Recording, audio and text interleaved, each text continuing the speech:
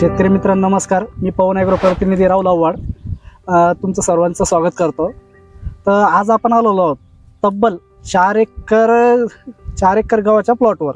आपलं नाव सांगा साहेब. माझं नाव सोपान मालोदे, राहणार खुलताबाद. आज या प्लॉटवर आल्यानंतर शेतकरी मित्रांनो आज आपण जाणून घेऊ की यांनी कशा प्रकारे नियोजन केलं, याला पाणी किती वेळा दिवशी दिलं, त्याच्यानंतर एवढा चांगला प्लॉट बनवण्यासाठी यांनी फवारण्या कोणत्या घेतल्या, कोणते खतं दिले, जेणेकरून जे आपले इतर शेतकरी आहे त्यांना या माहितीचा नक्कीच फायदा होणार आहे.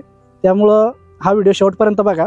सुरुवातीला आपण याला भूमिरत्न फेकलं होतं, जसं आपण युरिया वगैरे फेकतो का बरोबर त्या हिशोबानेच आपण भूमिरत्न फेकलं होतं. त्याच्यानंतर 1.5 महिने झाल्याच्या नंतर पुन्हा नाही म्हणून आपण युरियाचा एक डोस मारला होता. हां बरोबर. तर जे आपलं 25-25 आहे, तुम्ही सुरुवातीला 4 एकरवर वापरलं का डेमो म्हणून? नाही, सुरुवातीला आपण 1 एकरचा हा वरचा प्लॉट आहे. आपण सुरुवातीला 1 एकरवर मारलं होतं रिझल्ट वगैरे घेण्यासाठी. बरोबर. मग आपल्याला चांगले रिझल्ट आले. मग आपण खालचं 3 एकरचा प्लॉट आहे तिथं पण फवारणी वगैरे घेतली होती. बरोबर. तर मग संपूर्ण 4 एकरचा प्लॉट हा पूर्ण असाच प्रकारे डेव्हलप आहे? पूर्ण असंच येईल. बरोबर. मग ते झाल्याच्या नंतर याच्या दाण्याची साईज ओंब्यामध्ये येण्यासाठी याला कोणती फवारणी घेतली तुम्ही? आपण नंतर केएमएस घेतलं होतं ना. बरोबर. 25 आणि केएमएस. याला केएमएस ची फवारणी करून किती दिवस झाले आता? साधारण 20 एक दिवस झाले. 20 एक दिवस झालेले. त्याच्या फवारणी केल्याच्या नंतर तुम्हाला कसा रिझल्ट वाटला त्याचा?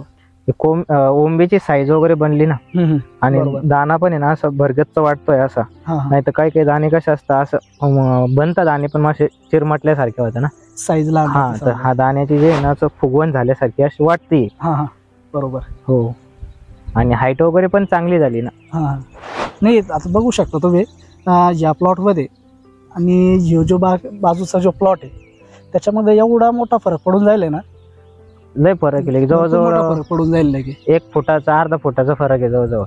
हा पूर्ण आपला असा प्लॉट आहे. हा 1 एकर आहे, खाली 3 एकरचा प्लॉट आहे सर आपला. हो का? म्हणजे पूर्ण 4 एकरला तुम्ही आपलं नियोजन केलेलं आहे? हो आपलं. तर शेतकरी मित्रांनो यांनी जे आपलं जे केएमएस वापरलं प्रोडक्ट, केएमएस वापरण्याचं कारण असं की केएमएस मध्ये potash, magnesium, sulphur, calcium, boron 5 घटक येत राहतात, जे या स्टेजला म्हणजे दाण्याची साईज वाढवण्यासाठी, त्याचबरोबर दाण्याला चमक आणण्यासाठी आणि ओंब्याचं प्रमाण वाढवण्यासाठी त्यासाठी काम करतं ते, जेणेकरून गव्हाला पण चमक चांगल्या प्रकारे येते आणि दाण्याच्या साईजमध्ये पण चांगल्या प्रकारे फरक पडतो.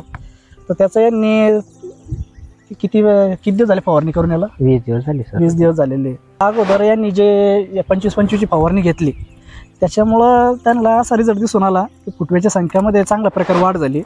त्याचबरोबर काळुंखी जास्त टाइम टिकून राहिली आणि जर्मिनेशन पण चांगल्या प्रकारे झालं त्यांचं. तर शेतकरी मित्रांनो तुम्ही बघू शकता हा पूर्ण प्लॉट इतका जबरदस्त वाढ झालेली आहे. म्हणजे कुठं कमी किंवा कुठं जास्त असं कुठं दिसत नाही. पूर्ण 4 एकरचा प्लॉट आम्ही बघितल्याच्या नंतर पूर्ण एकसारखं वाढ झालेली आहे. असा प्लॉट माझ्या मते तरी कुठं आतापर्यंत बनलेला नसन.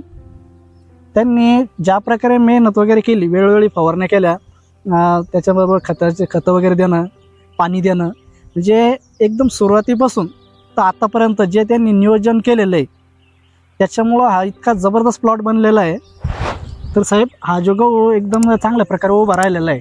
आता भरपूर ठिकाणी समजा गहू पूर्ण झोपून जायला राहतो, तर हा असं चांगल्या प्रकारे सशक्त आहे, याचं कारण काय? सर आपण काय केलं, पाण्याचा जर जास्त ताण दिला गव्हाला तर ते मुळ्या वगैरे ढिल्ल्या होत्या ना. आपण नंतर पाणी दिलं ना, गव्हाच्या मुळ्या वगैरे त्या ढिल्ल्या होऊन खाली पडतात. बरोबर. त्याच्यामुळे आपण जास्त पाण्याचा जर ताण दिलेला नाही, वेळेवर पाणी दिलेलं आहे. 15 दिवसाच्या दरम्यानच्या हिशोबाने. साधारण किती दिवसाला पाणी दिलं आपण? साधारण 15 दिवसाच्या हिशोबाने पाणी दिलं आपण. 14-15 दिवसाच्या हिशोबाने पाणी दिलं. हो. तर शेतकरी मित्रांनो जर तुम्ही पाण्याचं नियोजन एकदम वेळेवर जर ठेवलं तर गहू एकदम चांगल्या प्रकारे सशक्त राहतो. म्हणजे जे जशा प्रकारे गहू पूर्ण झोपून जातो तशा समस्या तुम्हाला जाणवणार नाही. सर आता एवढा चांगला प्लॉट झालेला आहे, तर हा प्लॉट बघून तुम्हाला उत्पन्न कशा प्रकारे होईल? तुमच्या मते किती उत्पन्न होईल? उत्पन्न बघू आता किती होतं काय होतं. असा प्लॉट तुमचा मागील वर्षी होता का? नाही, असा नव्हता, छोटाच होता. आणि ओंब्या वगैरे पण अशा बारीकच होत्या. बरोबर. या वर्षी ओंबीची साईज मला जाड वाटते, मलाच वाटतंय जाड वाटते, आणि गव्हाची हाईट वगैरे पण छान झाली. याच्यावर होणारा खर्च कसा राहिला तुमचा? कमी राहिला का? खर्च म्हटलं तर कमी झाला सर. मागील वर्षी खर्च जास्त झाला होता आणि म्हणा असं गहू आला नव्हता. बरोबर. हो तर मित्रांनो त्यांचा खर्च देखील कमी राहिला. तर मला असं वाटतं की उत्पन्न वगैरे पण चांगलं आहे. बरोबर. आणि नाही नक्की साहेब, यावर्षी तुमचं उत्पादनामध्ये नक्की 100% भर चांगली पडणार. मागील वर्षी जे उत्पन्न निघलं होतं त्याच्यामध्ये ना आणि यावर्षी उत्पन्नामध्ये खूप मोठा फरक दिसन तुम्हाला. तर साहेब जे समजा या पिकामध्ये जर जे आपलं मावा येत राहतो तर ते जवळजवळ भरपूर शेतकरी त्याला परेशान राहतात. कारण की ते आल्याच्या नंतर त्याचं नियंत्रण कशा प्रकारे करायचं हे भरपूर शेतकऱ्यांना माहिती नाही राहत. तर तुमच्या प्लॉटमध्ये असा काहीच प्रकार दिसत नाही. तुम्ही त्याचं नियोजन कशा प्रकारे केलं? आपण काय केलं, माव्यासाठी एक फवारणी घेतली ती आपण ऑल आउटची आणि चिलेटेड मिक्स कॉम्बीची. बरोबर. ती कधी घेतली फवारणी? ते 1 महिना झाला साधारण तिला. बरोबर. त्यावेळेस मावा वगैरे असे म्हणजे लगे पूर्ण काळ झाले होते. बरोबर. आपण ते एक फवारणी घेतली.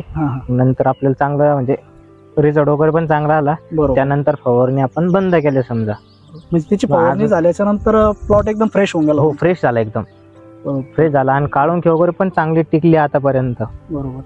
कारण की तुम्ही ते 25-25 पण वापरलं होतं. त्याचबरोबर तुम्ही ते आपलं ऑल आउट आहे माव्यासाठी, त्यासोबत तुम्ही मायक्रोन्यूट्रियनची पण फवारणी घेतली. बरोबर. शेतकरी मित्रांनो, तुम्ही देखील गहू पीक शेतकरी असाल तर तुम्हाला येणाऱ्या समस्या या नक्की कमेंट बॉक्समध्ये सांगा. हा व्हिडिओ इतर शेतकरी मित्रांपर्यंत नक्की शेअर करा आणि अशाच नवीन नवीन व्हिडिओसाठी चॅनलला सबस्क्राईब करा. त्याचबरोबर अशाच प्रकारे पुढील कोणत्या पिकावर व्हिडिओ बनवला गेला पाहिजे हे कमेंट बॉक्समध्ये नक्की सांगा, जेणेकरून आम्ही त्या पिकावर व्हिडिओ नक्की तुमच्यापर्यंत घेऊन येऊ. धन्यवाद.